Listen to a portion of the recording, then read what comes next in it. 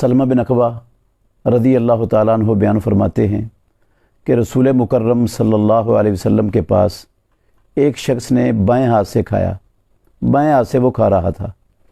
آپ صلی اللہ علیہ وسلم نے اسے کہا کہ دائیں ہاتھ سے کھاؤ۔ اس نے کہا میں نہیں دائیں ہاتھ کھانے کی طاقت رکھتا۔ تو اس کو تکبر نے رسول اللہ صلی اللہ علیہ وسلم کی بات ماننے سے روک دیا۔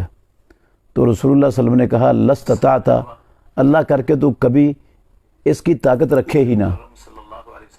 سلمہ بن اکوع رضی اللہ تعالیٰ عنہ کہتے ہیں کہ اس کے بعد وہ شخص مرتے دم تک اپنا ہاتھ اپنے منہ کی طرف اٹھا ہی نہیں سکا۔ اللہ کے نبی محمد الرسول اللہ صلی اللہ علیہ وسلم کی بد دعا اس کے تکبر کی وجہ سے اسے لگ گئی۔ تو اس حدیث سے ہمیں یہ مسئلہ معلوم ہوتا ہے کہ مسلمان کو ہمیشہ کھانے کے لیے پینے کے لیے اپنا دایاں ہاتھ ہی استعمال کرنا چاہیے۔ کبھی بھی کھانے پینے کے لیے بایاں ہاتھ استعمال مت کریں، نہ خود کریں اور نہ اپنے سامنے اپنے بچوں کو کھانے کے لیے یا پینے کے لیے بایاں ہاتھ استعمال کرنے دیں۔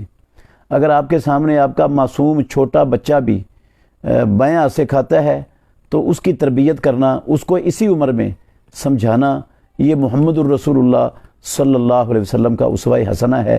جیسے آپ صلی اللہ علیہ وسلم نے عمر بن ابی سلمہ جو آپ کے ربیب تھے ان کو سمجھایا تھا۔ کہتے ہیں عمر بن ابی سلمہ میں رسول اللہ صلی اللہ علیہ وسلم کی گود میں تھا، تو آپ کی زیر نگرانی پرورش ہو رہی تھی میری، تو میں نے رسول اللہ صلی اللہ علیہ وسلم کے ساتھ بیٹھ کر کھا رہا تھا اور میرا ہاتھ پلیٹ کے اندر گھوم رہا تھا۔ آپ صلی اللہ علیہ وسلم نے کہا بچے بسم اللہ کہہ کے کھا، اپنے دائیں ہاتھ کے ساتھ کھا اور اپنے آگے سے کھا۔ تو یہ چیزیں ہمیں ہمیشہ اپنے ذہن میں رکھنی چاہیے۔ اللہ تعالی ہمیں سمجھنے اور عمل کرنے کی توفیق عطا فرمائے۔